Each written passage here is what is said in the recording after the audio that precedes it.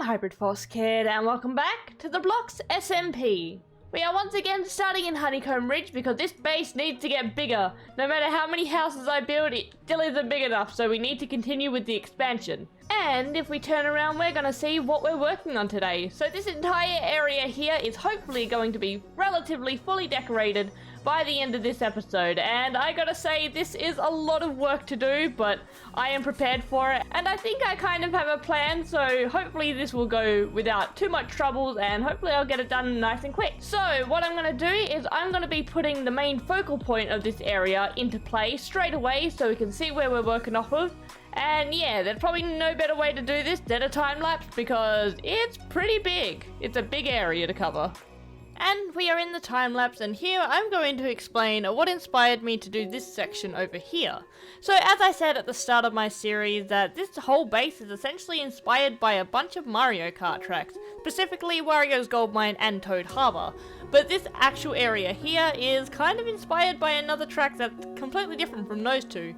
So I was playing Mario Kart Wii a couple days ago and I replayed Daisy's Circuit, which is essentially this whole part in a nutshell. Daisy's Circuit has two massive roundabouts with big feature things in the middle, and it just looked really cool, so I'm like, yep, I'm gonna plonk that in my world and I'm gonna make it look good while doing it. So yeah, that's essentially how I got this little area.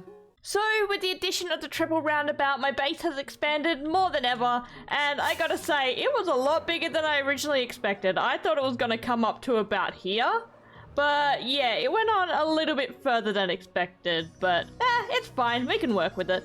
So what we want to do now is I have a lot of different areas I need to work on. So I think I want to get started on adding a little bit of detail to the mountain. As you can see here, there are little slits that I've cut into the mountain, and that's essentially just lining up where my workstation's going to be for this next part. So what I want to do down here is I want to do like a little memorial statue to Honeycomb Ridge. I've never actually shown off what animal is going to be inhabiting this place, but the statues are kind of going to give it away. So let's get into it and start building this up a tad bit. Okay, so this is a comically large and awkward cutout, but hopefully I'm going to make it look better after I've actually built up the thing inside. So let's get started with this and see how awkward it looks. And we have the cute little stand done, time to plonk the animal on top. And there we go, our little guy is done, and if you guys couldn't tell, he's a little snake. He's got his attention towards something, but I have no idea. I just thought it was a really cute pose and I decided to stick with it. So that is essentially what's going in all of these little nooks over here. So we're going to have 4 on this side and 4 on this side here. But we're not just going to have an awkward cutout of a shape. We actually need to decorate like the outside and make it look a little bit nicer, as well as maybe boost the roof just a tad bit because he looks a little bit short in there. So I have no idea how I'm going to design like the outside, but I'm planning for like probably fancy pillars or something like that. But we'll have to wait and see, honestly, because I'm going to do a lot of troubleshooting. And from this angle, the snake looks a little bit strange, so we're going to try and keep the angle to this direction. It looks so cool! I think it looks really nice. And I had to add the black concrete in the background just to make it feel a little bit more grand and really make the stone pop out, because this is a very grey area. There is a lot of grey going on, so to make the snake really pop, we need to add a really, really dark colour behind it. And then we've got like a little water feature, so yeah, it looks kind of nice. I really like it. So now with this done, I have to repeat it 7 more times. 4 this end and 3 this end. So this is going to be a task and a half, but someone's got to get it done. This one took me quite a while, but we eventually got all 8 snake statues up and running, and I gotta say, they look really, really cool. This adds a whole lot of depth to this area, and I kind of really like it. Look at these little guys. They're just having a good time. Okay, so I'm kind of proud with this part so far. I'm really liking this big center area. So let's add yet another thing to this area, and where I'm going to be working now is this central circle here. So as you know, I've been trying to work on trees this season. So we've got normal trees over here, we've got droopy trees, and then we've got palm trees over at Spawn Island. And now I want to do another big tree here. So this one's going to be a big one, and hopefully kind of fancy looking. So I'm hoping for like a droopy kind of tree, but also a tree with multiple branches. So I have a whole bunch of chests that I don't know where I put all the leaves.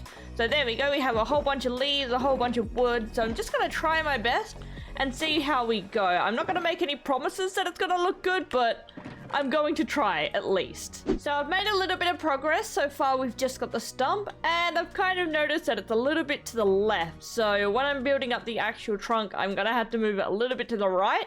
Maybe we'll have a tiny bit of a slanted tree. We'll have to wait and see though. But so far it's looking not half bad. I'm kind of liking it. And hopefully it's gonna look good by the end of this, so we're gonna have to wait and see. So, after a couple hours of work, this is what we have for the tree base. So, I think it's kind of cool. I did end up leaning it a little bit more to the right, so it does look a lot more centered than it did before. And I kind of like it. It's a little bit stunted, but I think he's kind of cute. And yeah, I tried to add as much detail as I could, but I think all the detail is going to be made out of the leaves. So, that's our next job, and I think it might be maybe simple. I'm not too sure. So as I said before, I kind of want a droopy tree as well as like just a normal looking tree, but we're gonna have to wait and see. I'm still new to all this stuff, so we're gonna have to see how it turns out. It shouldn't be too difficult, but granted, so far this tree here has taken me about 3 hours, so I have been putting a lot of work into it and a lot of thought, so I'm kind of proud of it so far. But yes, we still got one more thing to do, so let's get started with that and jump back when that one's done. So I've been working off camera for a couple hours to get this tree all finished and looking pretty, and I think it's finally time to show it off. So time for the reveal. There's our tree, look at him go, he looks so cute. So this is the final design of the tree in Honeycomb Ridge, and I gotta say, I kinda like it. There are a couple of little problems with it, but granted, this is probably the best I can do. I spent, I think, about 4 hours on the leaves alone. It's a little bit wonky, but you know what? This is my first like big attempt at like a larger scale tree with less droopy leaves. So yeah, I'm kind of proud of it. I really, really like it. And then with the other trees, I had to add the hanging lantern just to make it look a little bit more matching to my area. And yeah, I do really, really like it. It's really cool. And yeah, kind of proud of this one. I did want to make it a little bit more spiky on top, but I'm not really sure how to make it look good. So I'm gonna say, out of the first attempt, this was a pretty good try. So, we're moving on to another thing for today. We've got so many things to do, so we do not have an opportunity to stop. So this area is getting pretty tied together pretty well at the moment, so let's work a little bit over in this area. So you probably noticed there's a weird block just sitting here, and there is a perfect reason why this block is here. It is indicating the center point for this whole area here, because I have planned, but first we need to grab the right materials. So for that open area that I showed off back there, I plan to build a massive hole going all the way down to bedrock, because after all, this place is a industrial mining town, so I can't really have a mining town without a mine. So might as well get started on the aesthetics of that one. So if I were to just dig straight down, it would be a little bit too uniform, too like straight down, and doesn't look like natural enough. So the best way to dig straight down and get more of a natural hole look is to use TNT. So that's exactly what I'm going to be doing. And we're going to see how much chaos this causes. So now we can get rid of the temporary block and pop a piece of TNT there and light it up. And hopefully it's not going to cause too much collateral damage.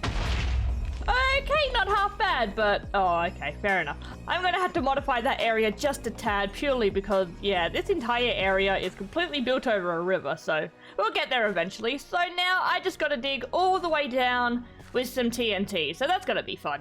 I've already come to the conclusion that this method is going to take way too long, so I have another idea that's a little bit more destructive, but probably going to be a little bit more chaotic, which is totally my feel. So let's do this. Let's dig straight down to bedrock. But first, I'm not that dumb, so I'm going to chuck myself a fire resistance potion in case there's a little lava pool waiting below. So let's dig straight down and see what this place has to offer. So I came across no lava, so that was a pretty good run. So now what I plan to do is build all the way up to here with TNT, set it alight from the top, and watch the fireworks all the way to the bottom. Will this equal to the absolute death of my base? Most likely, but will I try it anyway? Yes, definitely. So let's get this stacking, and let's hope a creeper doesn't come by and ruin my day, because a creeper will definitely ruin my day. Just to be extra safe, I'm going to take off all my equipment, because I do not trust a creeper in the slightest. There we go, so I put everything important away, so if a creeper does manage to sneak up on me in one of those caves, I do have a chance to fly away, and if it blows up my TNT, I will not die with it. So that is a good plan. the only good plan I've ever had. So let's continue doing this other stupid plan, and let's see how well this one goes. So I have the TNT set up all the way down to bedrock. Every single tile is filled with a block of TNT. This can only end bad, but I'm willing to try it for the shenanigans. So yeah, I still have stuff packed away, so I've got nothing important on me. So yeah, so the escape plan is light it up, get out through that way, and watch the fireworks from up there. So let's try this. Oh god, this is gonna cause chaos. Let's see how much this will destroy. I am very nervous. Oh, not doing half bad. Oh, look at it go. Oh no, there's water there. Well, that semi went to plan. Let's relight it. Oh, that's a lot of water. Okay, well, we're gonna block this off and then we'll go for round 2. Okay, with that dealt with, we are going to continue from here, and I have no idea how I'm gonna get out of this one. So, honestly, hope for the best. Woo! Okay, we're fine. Woo! Oh god! Uh-oh, I'm falling. Ah, I'm fine. Woo! Oh god! Woo! We're fine. Oh god, why is there more water? Okay, attempt number 3. Okay, like everyone says, 3rd time's a charm, let's go. Hopefully I'll be safe here. Fingers crossed. Ow. Okay, we're fine. Oh, we're down to deep slate. There we go, that's the way I wanted it to go. Nice and smooth all the way to the bottom. Ah, there's the bedrock. Perfect. Okay, so this is the giant hole I was hoping for. And I gotta say, it looks rather cool. I kind of like it. The only problem is that the areas that got caught by a little bit of water are a little bit thinner than the other tunnels, so I might just like re-expand more TNT on certain spots, just to make the area feel a little bit more expanded. So something a little bit like this. Hopefully I'll survive this. Maybe? There we go. Yeah, just to make it look a little bit wider and to help out with like the sizing and that. So I'll be back when that's all done and this is looking cool. The hole to bedrock is all finished and expanded, and I didn't die a single time, so that in itself is an achievement in my book.